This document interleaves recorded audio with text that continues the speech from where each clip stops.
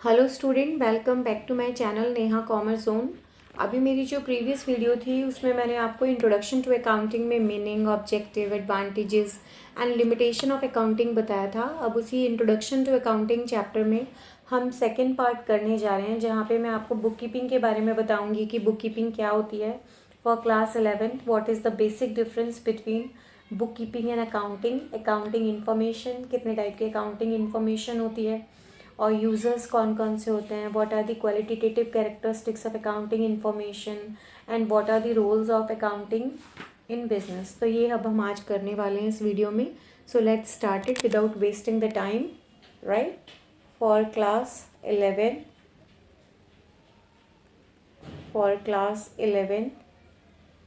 and chapter name is Introduction to Accounting. This is the part 2, Introduction to Accounting, जिसमें हम अभी basically करने जा रहे हैं बुक कीपिंग का meaning and then difference between accounting and book keeping. Right, book keeping एक तरह का रिकॉर्ड होता है, रिकॉर्ड मेकिंग फेज होती है अकाउंटिंग की, जहाँ पे आप फाइनेंशियल ट्रांजेक्शन्स को रिकॉर्ड करते हो, इवेंट्स को रिकॉर्ड करते हो, कुछ रिलेट करती है आपके बिजनेस से। ठीक है, एक सिग्निफिकेंट और ऑर्डर मैनर में। एंड बुक कीपिंग से कभी भी कंफ्यूज नहीं होना चाहिए अकाउंटिंग के साथ, क्योंकि अकाउंटिंग और बुक कीपिंग दोनों का डिफरेंट मीनिंग होता है। तो सबसे पहले जो है हम मीनिंग लिख लेते हैं।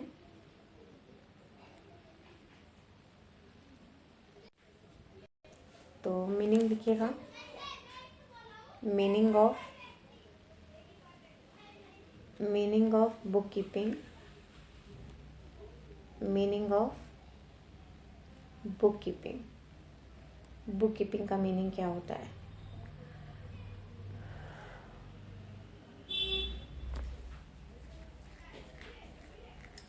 तो लिखेंगे book keeping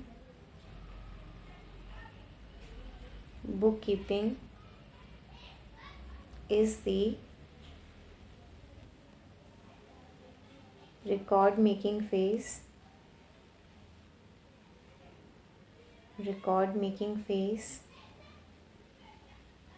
of accounting which is concerned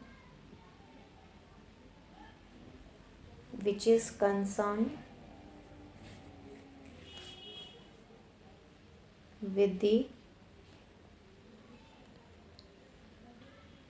recording of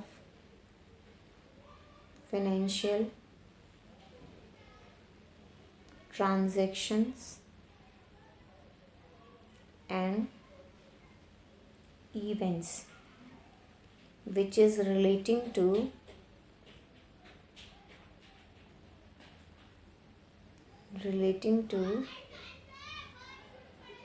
business,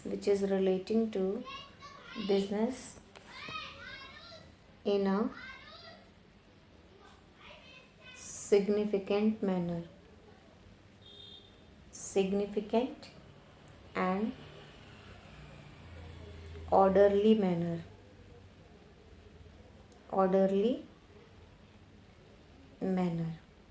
right, book keeping एक तरह की वो रिकॉर्ड मेकिंग फेज है अकाउंटिंग का, जो कि कंसर्न करता है सीधे सीधे आपकी फाइनेंशियल ट्रांजैक्शंस को रिकॉर्ड करने में, फाइनेंशियल इवेंट्स को रिकॉर्ड करने में, जो कि आपके बिजनेस से रिलेटेड होता है। एक सिग्निफिकेंट मैनर में उसको करना, एक ऑर्डरली मैनर में उसको करना, वो हमारी बुक कीपिंग कहलाती है। राइट, चलिए अब हम पढ़ते हैं difference between book keeping and accounting. तो यहाँ पे लेफ़्ट हैंड साइड में हम बुक कीपिंग के बारे में बात करेंगे और राइट हैंड साइड में हम बात करेंगे पॉइंट वाइज बुक कीपिंग के साथ साथ अकाउंटिंग के बारे में, कि बुक कीपिंग और अकाउंटिंग के बीच में क्या डिफरेंस है। राइट, तो वो हम करने वाले हैं। So let's start it without wasting the time. The next point, book keeping में जो प्रोसेस इंक्लूडेड होता है वो क्या क्या चीज़ें होती हैं। तो इट इंक्लूड्स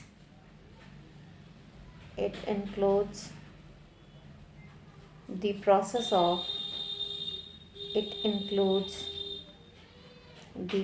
of किस चीज़ के प्रोसेस को वो देखता है। सबसे पहले तो वो आइडेंटिफाइंग करता है। राइट, जो बुक कीपिंग होता है वो क्या करता है, वो आइडेंटिफाइंग करता है। क्या आइडेंटिफाइंग करता है, वो आइडेंटिफाइंग करता है ट्रांजेक्शन्स को जो कि फाइनेंशियल नेचर की होती हैं। देन उसके बाद मेजरिंग में वो आइडेंटिफाई करता है कि जो भी वो ट्रांजेक्शन्स है वो मनी की टर्म में है या नहीं। ठीक है। अब अकाउंटिंग क्या होता है, accounting it includes the process of इसके अंदर क्या आता है, इसके अंदर आता है अकाउंटिंग में समराइजिंग, राइट। तो क्योंकि बुक कीपिंग में जो चीज़ें शामिल हैं वो तो हैं ही, उसके अलावा अकाउंटिंग और क्या करता है, अकाउंटिंग समराइजिंग करता है। समराइजिंग कैसे, समराइजिंग करता है वो क्लासिफाइड ट्रांजेक्शन्स को, जो ट्रांजेक्शन्स क्लासिफाइड हो गई हैं उनको समराइज़ करता है, जैसे कि फाइनेंशियल स्टेटमेंट को बनाना, ट्रेडिंग अकाउंट को बनाना, प्रॉफिट एंड लॉस अकाउंट को बनाना, स्टेटमेंट्स बैलेंस शीट को बनाना।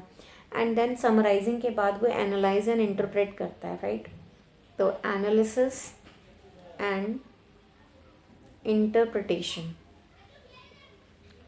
एनालिसिस एंड इंटरप्रिटेशन, एनालिसिस और इंटरप्रिटेशन का मतलब क्या होता है, यहाँ पर जितनी भी आपकी फाइनेंशियल स्टेटमेंट है उसको एनालिसिस करने का और उसको इंटरप्रेट करने का काम अकाउंटिंग का होता है, राइट। तो ये हमने अभी सिर्फ एक डिफरेंस पढ़ा है बुक कीपिंग और अकाउंटिंग के बीच में। बुक कीपिंग वो प्रोसेस होता है जहाँ पे ट्रांजेक्शन्स और इवेंट को आइडेंटिफाई किया जाता है एंड देन उसके बाद उसको मॉनेटरी में फाइनेंशियल नेचर में वो है या नहीं उसको मेज़र करता है वो बुक कीपिंग के अंदर। अकाउंटिंग में जब ये सारी चीज़ें हो जाती हैं तो बुक कीपिंग के फर्दर जो अदर 2 पॉइंट्स इसमें ऐड ऑन होते हैं वो होते हैं समराइजिंग। यहाँ पर आप फाइनेंशियल स्टेटमेंट को समराइज़ करते हो। फाइनेंशियल स्टेटमेंट में आपका trading account, profit and loss account and balance sheet आता है। एंड आफ्टर दैट आप एनालिसिस करते हो, इंटरप्रिटेशन करते हो फाइनेंशियल स्टेटमेंट की, राइट। तो ये हमारा बेसिक डिफरेंस था हमारा बुक कीपिंग और अकाउंटिंग का।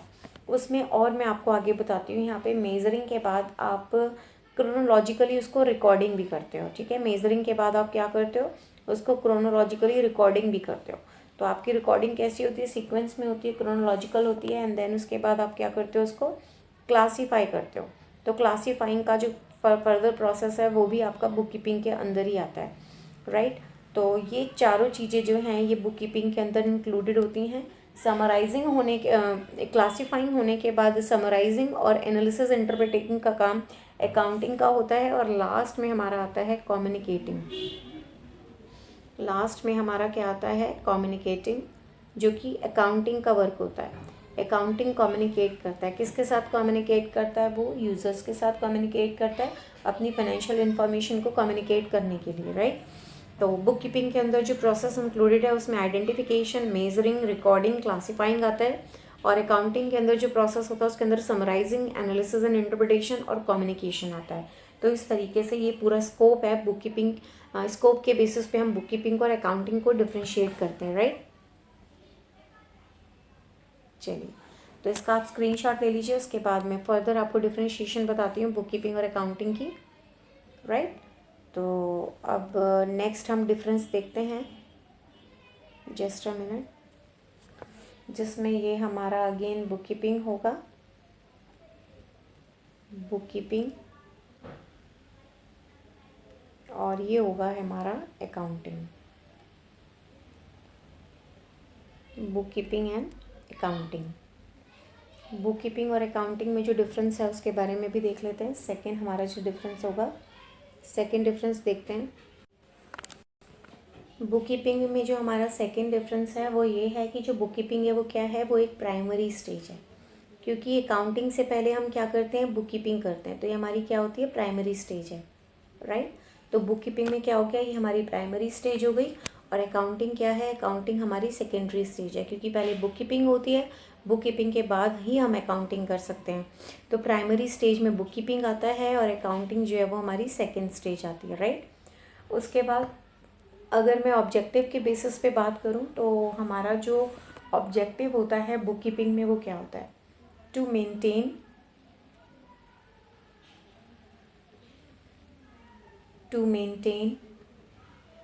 systematic record,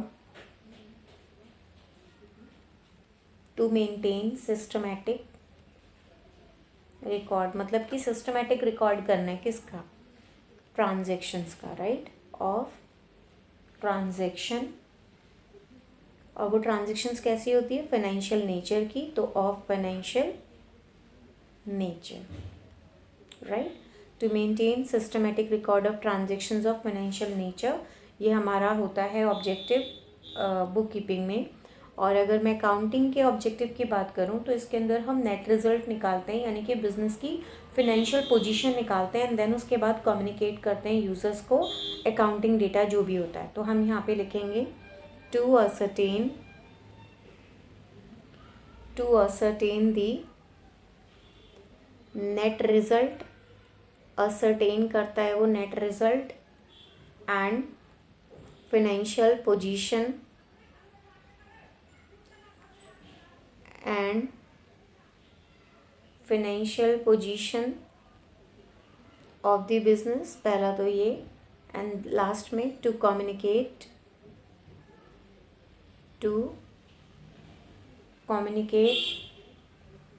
the result to communicate the result to the user of accounting data.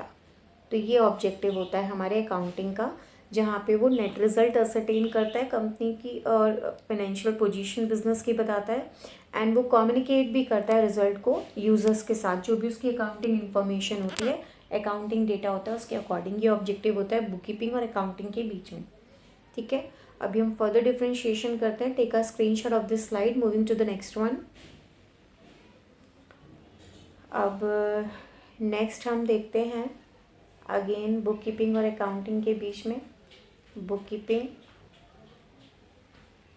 And accounting, book keeping and accounting, right. तो इसमें हम फर्दर ऑब्जेक्टिव के बाद डिफ्रेंशिएशन देखते हैं।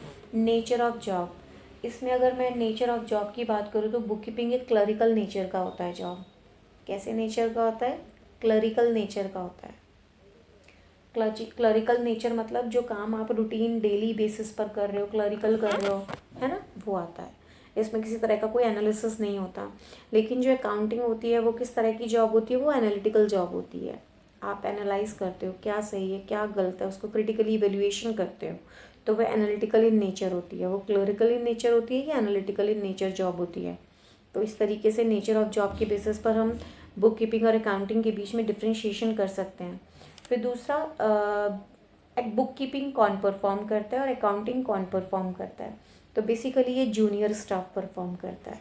जो बुक कीपिंग होती है आपकी, बुक कीपिंग के लिए कोई स्पेसिफिक डिग्री या कुछ स्पेशल पर्टिकुलर वो नहीं चाहिए होता आपको। कोई नॉर्मल भी अगर कोई जूनियर स्टाफ है तो वो उसको परफॉर्म कर सकता है, लेकिन अकाउंटिंग में सीनियर स्टाफ की रिक्वायरमेंट होती है। तो यहाँ पर आपको सीनियर स्टाफ चाहिए होता है जो एक्सपीरियंसड होता है, प्रॉपर स्पेशलाइज्ड डिग्री होती है उस काम को करने के लिए, राइट। और अगर मैं स्किल्स के बारे में बात करूँ कि एनालिटिकल स्किल्स की रिक्वायरमेंट किस में होती है, बुक कीपिंग में होती है कि अकाउंटिंग में होती है। तो बुक कीपिंग में तो किसी तरह की कोई एनालिटिकल स्किल नहीं चाहिए होती, क्योंकि एनालिसिस जो होता है वो अकाउंटिंग के अंदर होता है। तो फिर यहाँ पर तो एनालिटिकल स्किल नहीं चाहिए होता बुक कीपिंग में। लेकिन येस, अगर मैं अकाउंटिंग में बात करूँ तो डेफिनेटली अगर आपको कोई फंक्शन को परफॉर्म करना है तो वहाँ पर आपको एनालिटिकल स्किल की रिक्वायरमेंट होती है। तो येस, यहाँ पर आपको क्या चाहिए होगा, एनालिटिकल स्किल चाहिए होगा। तो यहाँ पर हमें एनालिटिकल स्किल की रिक्वायरमेंट होती है, राइट। और last not the least is knowledge level. अगर मैं नॉलेज लेवल की बात करूँ तो यहाँ पर अगर लिमिटेड लेवल ऑफ नॉलेज भी है व्यक्ति की तो वो इजीली बुक कीपिंग कर सकता है, right. Limited level of knowledge, अगर आपकी नॉलेज जो है वो लिमिटेड है तो भी आप बुक कीपिंग कर सकते हो अगर आपको थोड़ा बहुत आइडिया है तो। लेकिन यहाँ पर अगर मैं अकाउंटिंग की बात करती हूँ तो पर्सन के पास हायर लेवल ऑफ नॉलेज होनी चाहिए, ठीक है, बुक कीपर के अलावा। तो यहाँ पर तो आपको हायर लेवल ऑफ नॉलेज चाहिए होती है, हायर लेवल ऑफ नॉलेज। तो इस तरीके से हम बुक कीपिंग और अकाउंटिंग को डिफ्रेंशिएट कर सकते हैं, राइट। तो आई होप आपको ये समझ में आ गया होगा। अगर किसी तरह का कोई डाउट होगा तो डेफिनेटली एज मैं हमेशा जैसे बोलती हूँ कि आप अपने कमेंट सेक्शन बॉक्स में डाल दीजिएगा, कोई भी डाउट होगा तो मैं डेफिनेटली वहाँ पे सॉर्ट आउट करूँगी, ठीक है। तो अभी हम बात करते हैं अकाउंटिंग इन्फॉर्मेशन के मीनिंग के बारे में। ये अकाउंटिंग इन्फॉर्मेशन क्या होती है। अकाउंटिंग इन्फॉर्मेशन सीधे सीधे फाइनेंशियल स्टेटमेंट के बारे में बात करता है, जहाँ पे हम प्रॉफिट एंड लॉस अकाउंट को या बैलेंस शीट को बनाते हैं। तो ज़रा वो देखिएगा, meaning of accounting information, meaning of accounting information. तो यहाँ पर तो हम सीधे सीधे बात कर रहे हैं अकाउंटिंग इन्फॉर्मेशन में कि भाई हम बात कर रहे हैं किसको रेफ़र कर रहे हैं। हम यहाँ पे हम रेफ़र कर रहे हैं फाइनेंशियल स्टेटमेंट को। हम किसको रेफ़र कर रहे हैं, फाइनेंशियल स्टेटमेंट को रेफ़र कर रहे हैं। और वो फाइनेंशियल स्टेटमेंट जो कि क्या बनाती है, प्रॉफिट एंड लॉस और बैलेंस शीट, जो कि जनरेट होती है बुक कीपिंग के थ्रू, ताकि डिसीजन मेकिंग हो सके, राइट। कितने टाइप की हमारी अकाउंटिंग इन्फॉर्मेशन होती है जिसको हम कैटेगराइज करते हैं। तो अकाउंटिंग इन्फॉर्मेशन को कैटेगराइज किया जाता है 3 तरीके से, जो कैटेगराइज किया जाता है। एक तो किया जाता है इन्फॉर्मेशन जो कि प्रॉफिट एंड लॉस से रिलेटेड होता है, रिलेटेड टू प्रॉफिट और लॉस, राइट। प्रॉफिट और लॉस से रिलेटेड होता है, जिसे हम इनकम स्टेटमेंट भी कहते हैं। क्या कहते हैं हम इसे, इनकम स्टेटमेंट भी कहते हैं, जो कि नेट रिजल्ट बताता है बिजनेस ऑपरेशन का, फर्म के बिजनेस ऑपरेशन का नेट रिजल्ट बताता है ड्यूरिंग द अकाउंटिंग पीरियड। और सेकंड एक इन्फॉर्मेशन होती है जहाँ पर हम बैलेंस शीट के बारे में डिस्कशन करते हैं, हम बैलेंस शीट के बारे में बोलते हैं, और वो बैलेंस शीट को हम क्या बोलते हैं, फाइनेंशियल पोजीशन, जो कि क्या बताती है, फाइनेंशियल पोजीशन बताती है। किसकी फाइनेंशियल पोजीशन, हमारी कंपनी की, हमारी ऑर्गेनाइजेशन की फाइनेंशियल पोजीशन को बताती है, जिसके अंदर एक साइड एसेट और दूसरी तरफ कैपिटल एंड लाइबिलिटीज शो होता है। एंड उसके बाद लास्ट जो है वो है हमारी शेड्यूलिंग, जिसे हम शेड्यूल्स या फिर नोट्स कहते हैं। एक्चुअली ये पार्ट है बैलेंस शीट का, इनकम स्टेटमेंट का, जो कि बहुत सारी जो आइटम्स हम शो करते हैं प्रॉफिट एंड लॉस में, बैलेंस शीट में, उसकी पूरी प्रॉपर डिटेलिंग जो होती है वो शेड्यूल्स और नोट्स टू मेकिंग जिसे कहते हैं नोट्स में होती है, तो वो हमें पता लगती है, ठीक है। अब कुछ ऐसे इंटरेस्टेड यूज़र्स या पार्टीज़ होते हैं अकाउंटिंग इन्फॉर्मेशंस के, जिनकी नीड्स होती हैं कुछ कुछ, तो वो हम बता देते हैं आपको यूज़र्स कौन होते हैं और यूज़र्स की क्लासिफिकेशन को किस तरीके से बताया गया है। तो अकाउंटिंग इन्फॉर्मेशन के बाद अब हम यूज़र्स के बारे में बात करते हैं। नंबर ऑफ़ यूज़र्स होते हैं जो कि इंटरेस्टेड होते हैं ये जानने के लिए कि हमारी फाइनेंशियल कंडीशन कैसी है, फाइनेंशियली साउंडनेस है या नहीं, बिज़नेस प्रॉफिटेबल है या नहीं, तो उसको एक बार देखते हैं हम, ठीक है। तो सबसे पहले यूज़र्स कौन होते हैं। यूज़र्स वही होते हैं बेसिकली नंबर जो कि इंटरेस्ट रखते हैं हमारे बिज़नेस को जानने में, उनकी कंडीशंस को जानने में, ठीक है। तो यूज़र्स हमारे 2 हो गए, एक हो गया हमारा इंटरनल यूज़र्स और एक होते हैं हमारे external users, internal users and external users. अब इंटरनल यूज़र्स के अंदर कौन कौन आते हैं, इंटरनल यूज़र्स के अंदर हमारे ओनर्स आते हैं, राइट, मैनेजमेंट आती है, ओनर्स के साथ साथ मैनेजमेंट आती है, मैनेजमेंट के साथ साथ एम्प्लॉयज़ भी आते हैं, ये सब इंटरनल यूज़र्स होते हैं हमारे। एक्सटर्नल की बात करूँ तो इसमें हमारे इन्वेस्टर्स आ सकते हैं, इन्वेस्टर्स के अलावा क्रेडिटर्स आ सकते हैं, क्रेडिटर्स के अलावा लेंडर्स भी आ सकते हैं, लेंडर्स के अलावा टैक्स अथॉरिटीज़ भी आ सकती हैं। तो ये सब चीज़ें जो हैं वो एक्सटर्नल यूज़र्स के अंदर आती हैं। अब ओनर की मैं बात करूं तो ओनर को किस तरह की इन्फॉर्मेशन चाहिए होती है। अगर मैं ओनर के बारे में बात करूं कि ओनर को किस तरह की इन्फॉर्मेशन चाहिए होती है, एक्चुअली जो भी उसने इन्वेस्टमेंट किया है, इन्वेस्टमेंट के जो रिटर्न्स हैं, तो वो उसके बारे में बेसिकली बात करना चाहता है। क्योंकि अब इंटरनल में मैंने बोला क्लासिफिकेशन में ओनर हो सकता है, मैनेजमेंट हो सकता है, एम्प्लॉयज़ हो सकती है।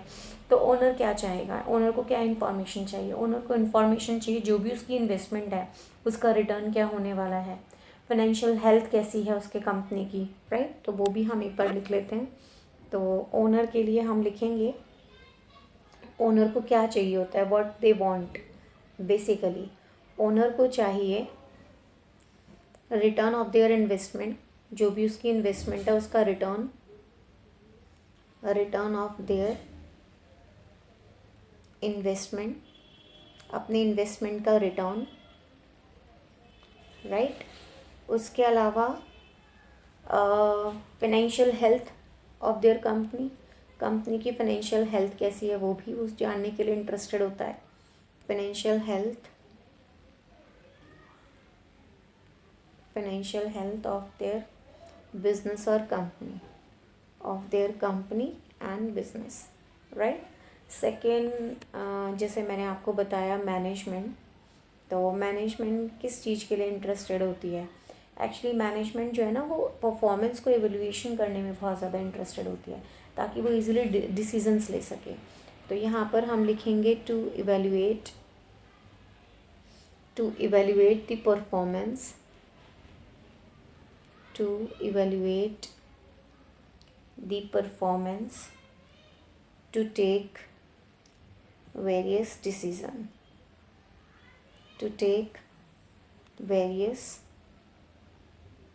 decisions, right. और अगर मैं एम्प्लॉयज़ की बात करूं, जैसे मैंने कहा कि एम्प्लॉयज़ भी इंटरनल होते हैं, इंटरनल यूज़र्स। तो एम्प्लॉयज़ क्या चाहते हैं? एम्प्लॉयज़ बेसिकली चाहते हैं एंटरप्राइज़ के द्वारा जो भी प्रॉफिट अर्न हुआ है, जो भी PF ESI है, वो टाइमली डिपॉजिट हो, जो ड्यूज़ हैं उनके। तो हम यहाँ पे लिखेंगे profit earn by an enterprise, profit earned by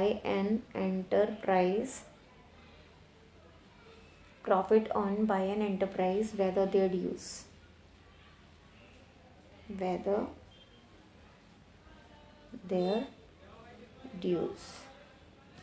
अब ड्यूज़ जो होंगे वो PF भी हो सकता है, ESI भी हो सकता है, जो उन्होंने डिपॉजिटेड किया है, ठीक है। तो ये हमारे इंटरनल यूज़र्स के अंदर आते हैं। अभी हम बात करते हैं एक्सटर्नल यूज़र्स की। एक्सटर्नल यूज़र्स में भी कौन क्या इन्फॉर्मेशन चाहता है? अगर मैं एक्सटर्नल यूज़र की बात करूं, और एक्सटर्नल यूज़र में मैं सबसे पहले बात करूं इन्वेस्टर्स की, एक्सटर्नल यूज़र्स में मैं बात करूं इन्वेस्टर्स की, जो पोटेंशियल इन्वेस्टर्स होते हैं उनकी बात करूं, तो उसमें क्या आते हैं?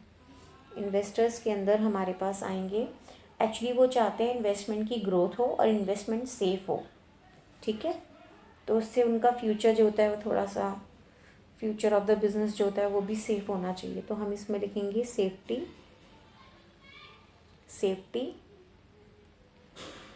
And growth,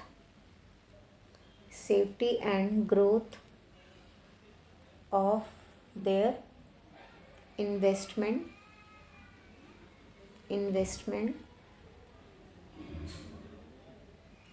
future of the business, right. Second हमारा आता है क्रेडिटर्स। क्रेडिटर क्यों इंटरेस्टेड होते हैं, उनको क्या इन्फॉर्मेशन चाहिए होती है? तो creditors means assessing the financial capability, right. वो ये चाहते हैं कि हम चेक कर सकें, असेस कर सकें कि फाइनेंशियल कैपेबिलिटीज़ क्या हैं। तो assessing the financial capability,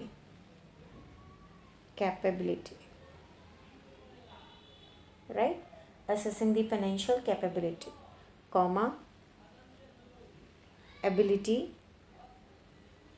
of the business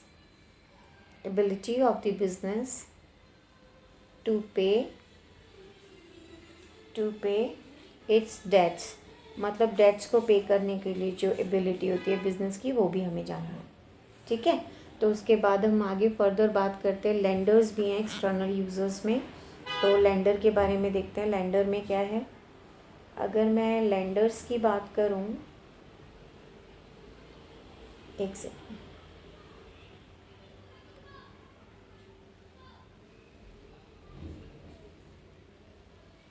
lenders क्या चाहते हैं? एक्चुअली वो चाहते हैं रिपेइंग कैपेसिटी, कि उनको रिपेइंग जो होती है उसकी कैपेसिटी क्या है, repaying capacity, right. Repaying capacity के साथ क्रेडिट वर्दीनेस भी, वो भी इंफॉर्मेशन वो चाहते हैं। Credit worthiness, credit worthiness, right. Tax authorities की यदि मैं बात करूँ, टैक्स अथॉरिटीज़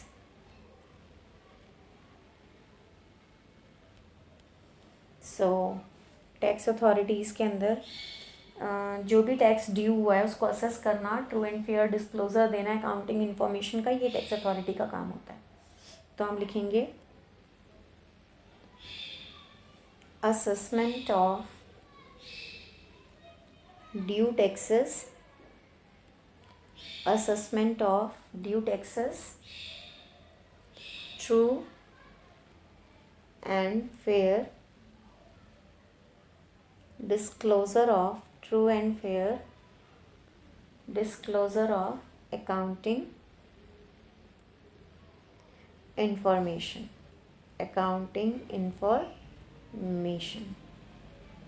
राइट।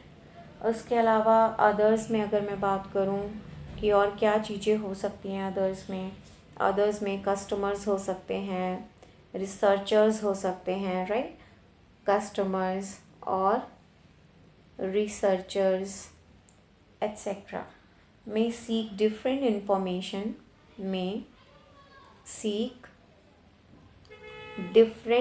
information, हो सकता है कि उनको नीड हो डिफरेंट इन्फॉर्मेशन को, जो कस्टमर्स हैं, जो रिसर्चर्स हैं, फॉर डिफरेंट रीजंस, अगर रीजंस के लिए। तो ये भी एक पॉइंट हो सकता है एक्सटर्नल यूज़र्स में, राइट। तो इस तरीके से हमारे यूज़र्स जो कि इंटरनल और एक्सटर्नल हैं, तो वो हमें क्लियर हो गया। और इंटरनल एक्सटर्नल में किस तरह की इन्फॉर्मेशन यूज़र को चाहिए होती है वो भी मैंने आपको एक्सप्लेन कर दिया। अभी फर्दर हम इस वीडियो में क्वालिटेटिव कैरेक्टरिस्टिक्स के बारे में बात करते हैं कि क्वालिटेटिव कैरेक्टरिस्टिक्स क्या है अकाउंटिंग इन्फॉर्मेशन की, और एक बिज़नेस में अकाउंटिंग का क्या रोल होता है, ठीक है। तो उसके बाद हमारा ये वीडियो जो है, ये वाला जो पार्ट होगा वो कंप्लीट हो। सो अभी हम करने जा रहे हैं नेक्स्ट टॉपिक हमारा क्वालिटेटिव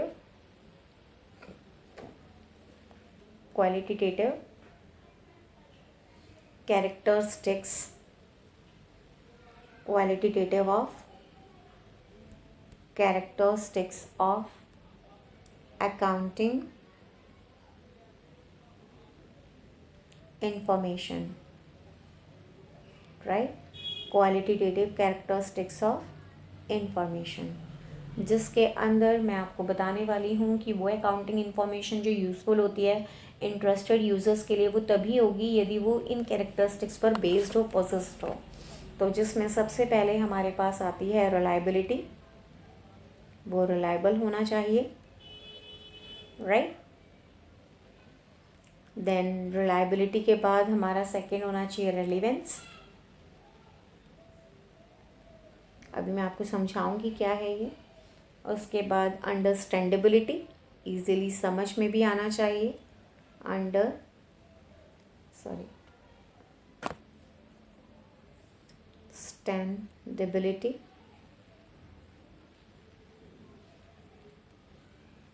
एंड फोर्थ कंपैरेबिलिटी,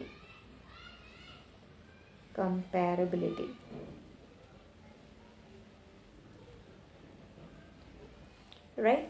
तो सबसे पहले मैं रिलायबिलिटी को यहाँ पे एक्सप्लेन करती हूँ, इससे मैं आपको एक्सप्लेन भी कर दूँगी और आपके पास अच्छे खासे नोट्स भी हो जाएंगे इसको एक्सप्लेन करने के लिए। रिलायबिलिटी मतलब जो भी इंफॉर्मेशन है वो फैक्ट पर बेस्ड होनी चाहिए, वेरीफाइड होनी चाहिए आपके सोर्स डॉक्यूमेंट से, और वो फ्री फ्रॉम बायस होनी चाहिए, फ्री फ्रॉम एरर्स होनी चाहिए। तो तब वो रिलायबल होती है इंफॉर्मेशन, और अकाउंटिंग यूज़र के लिए बहुत ज़्यादा हेल्पफुल भी होती है, ठीक है। तो हम यहाँ पर लिखेंगे द इंफॉर्मेशन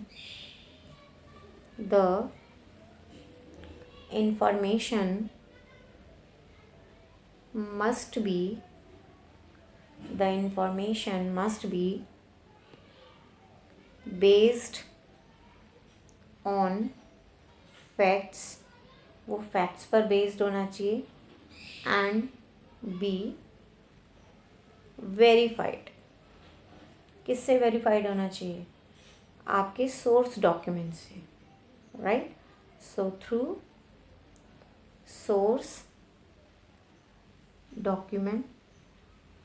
डॉक्यूमेंट से वेरीफाइड होना चाहिए, एंड यस फ्री फ्रॉम बायस, इधर स्पेस नहीं है, मैं नेक्स्ट स्लाइड में लिख देती हूँ इसी का एक लाइन और।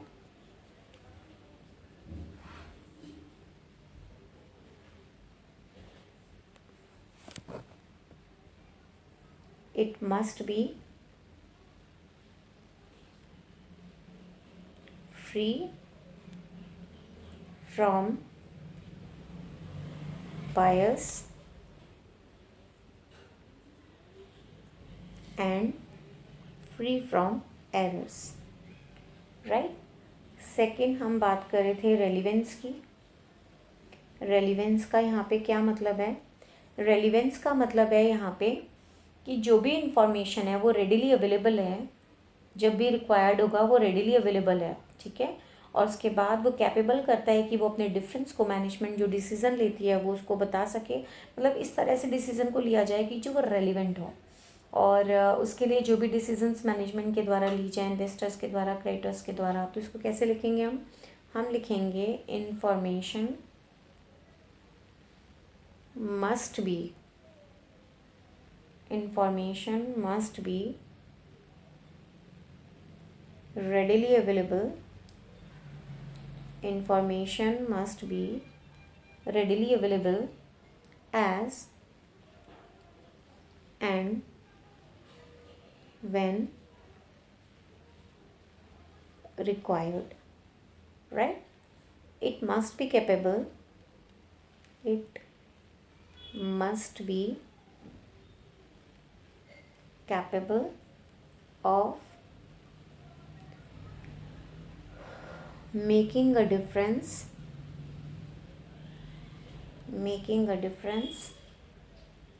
in decision making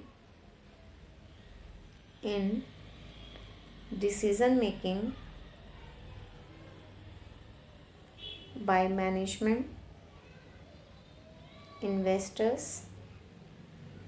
etc. Right, I hope आपको पॉइंट क्लियर हो गया होगा। थर्ड हमारा अंडरस्टैंडेबिलिटी है, तो अंडरस्टैंडेबिलिटी देख लेते हैं। अंडरस्टैंडेबिलिटी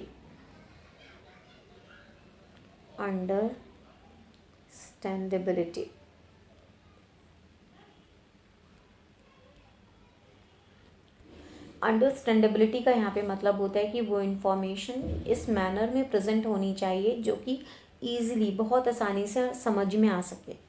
तो हम लिखेंगे the information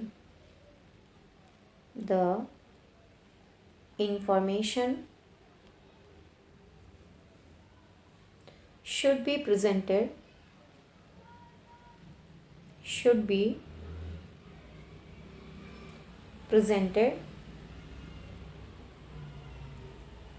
in such a manner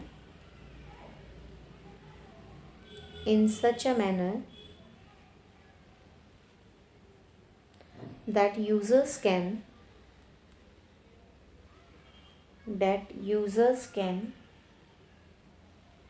understand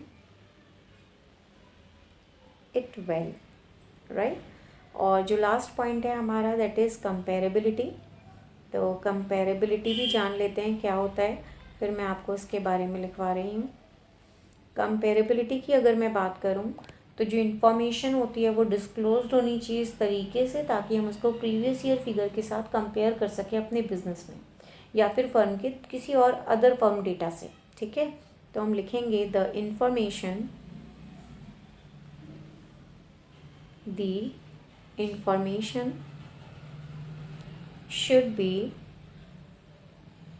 should be disclosed in such a manner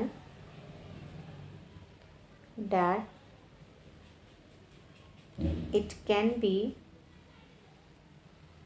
compared with previous year figures.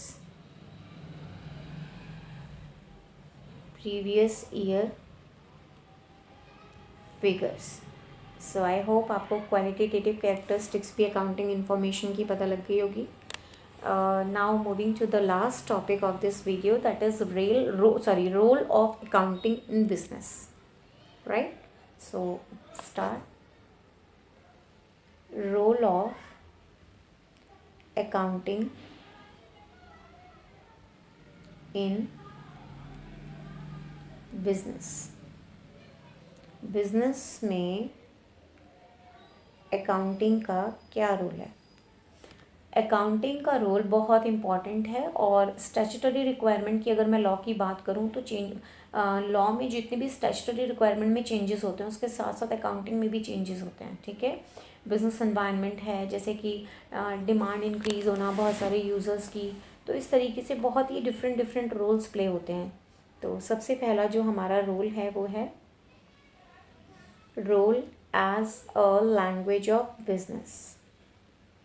Role as a language of business, इसका क्या मतलब है? जो अकाउंटिंग है वो बहुत ही वाइटल रोल प्ले करती है as a language of business. जितने भी फाइनेंशियल स्टेटमेंट्स हैं, नोट्स टू अकाउंट्स हैं, या दूसरी अदर फाइनेंशियल डेटा जो प्रिपेयर किए जाते हैं अकाउंटिंग के द्वारा, वो कम्युनिकेट करते हैं बिजनेस एंटरप्राइज के रिगार्डिंग। तो हम यहाँ पर लिखेंगे accounting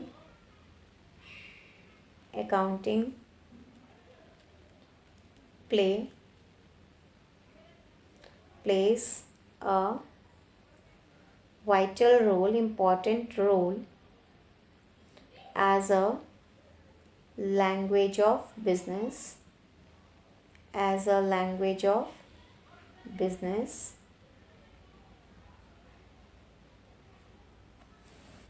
The financial statements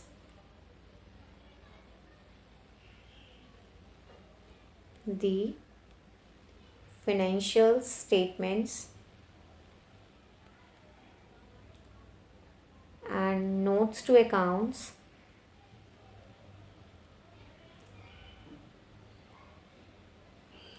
and other financial data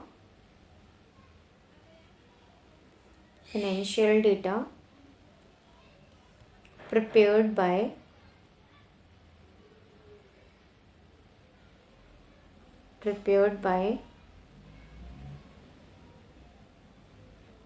accounting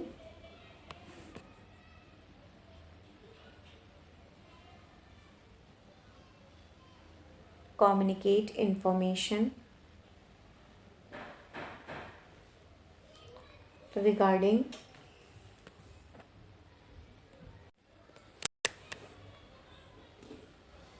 financial data prepared by accounting communicate information regarding the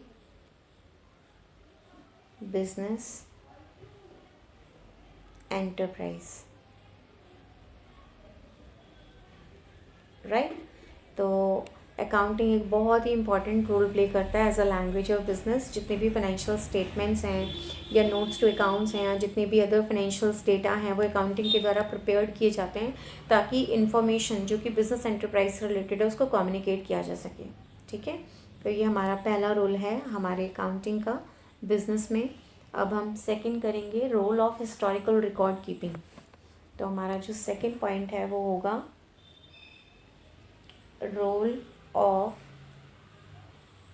historical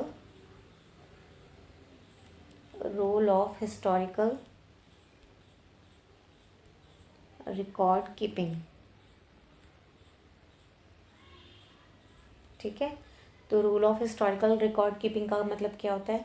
यहाँ पे अकाउंटिंग क्रोनोलॉजिकल रिकॉर्ड में सभी फाइनेंशियल ट्रांजैक्शंस को रिकॉर्ड करके रखता है, सप्लाई करता है वेरियस एंड यूजर्स तक फाइनेंशियल स्टेटमेंट की फॉर्म में अकाउंटिंग पीरियड के एंड तक। तो हम इसमें लिखेंगे accounting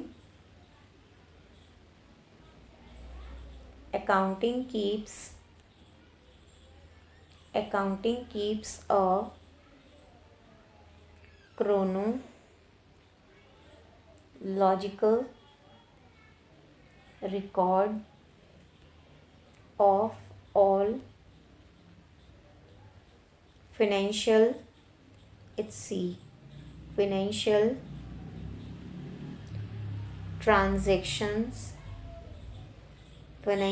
transactions, and this is supplied to supplied to various end users in the form of financial statements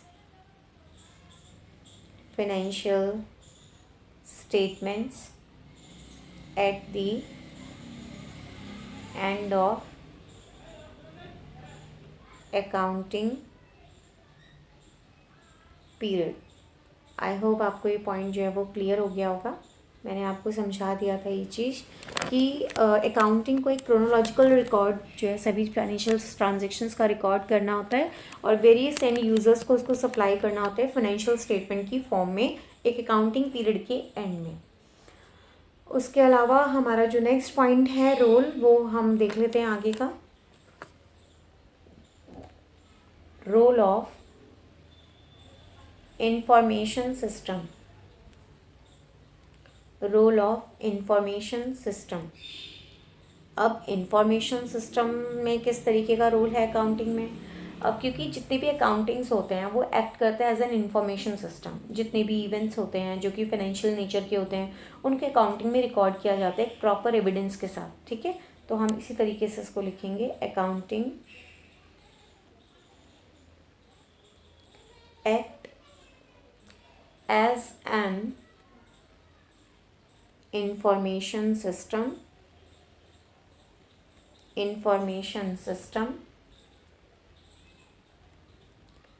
all events which are of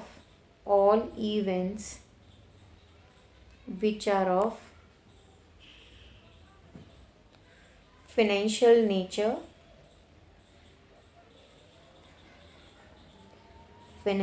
nature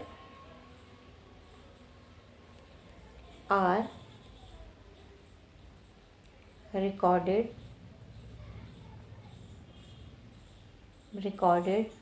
in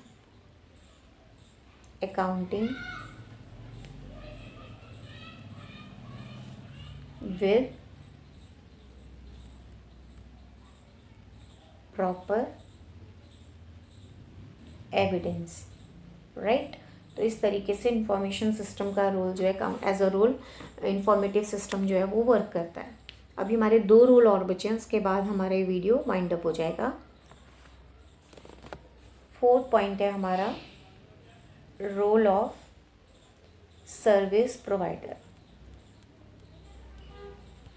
role of service provider, किस तरीके से service provider का role वो play करता है? Actually accounting ना एक role of service provider का रोल इसलिए प्ले करता है क्योंकि वो क्वांटिटेटिव फाइनेंशियल इन्फॉर्मेशन देता है बहुत सारे यूजर्स को। तो यही हमें इस पॉइंट में लिखना है। हम लिखेंगे accounting plays a role of service provider since it provides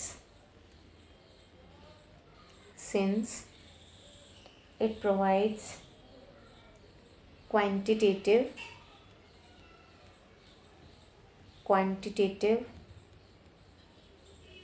financial information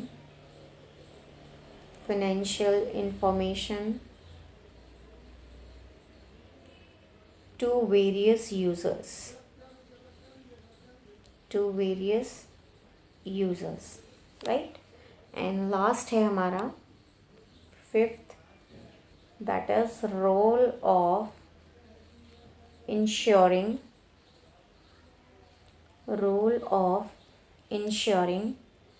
statutory compliance। यहाँ पर वो क्या कहना चाह रहे हैं इस पॉइंट में? Role of ensuring statutory compliance. Actually जितनी भी हमारी अकाउंटिंग सिस्टम्स होते हैं, जो अकाउंटिंग प्रोसेस होते हैं, वो बिजनेसेस को हेल्प करते हैं ये इंश्योर करने में कि किस तरीके से लॉ को कंप्लाई किया गया है, अप्लाई किया गया है। वो डिपेंड करता है किस टाइप का आपका बिजनेस ऑर्गेनाइजेशन का फॉर्म है। तो हम इसमें लिखेंगे अकाउंटिंग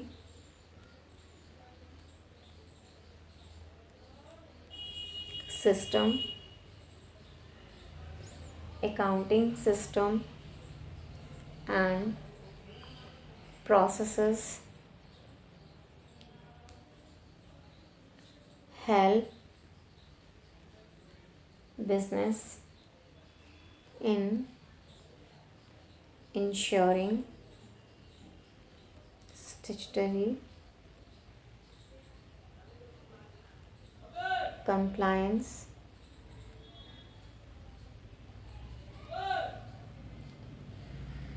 which is depending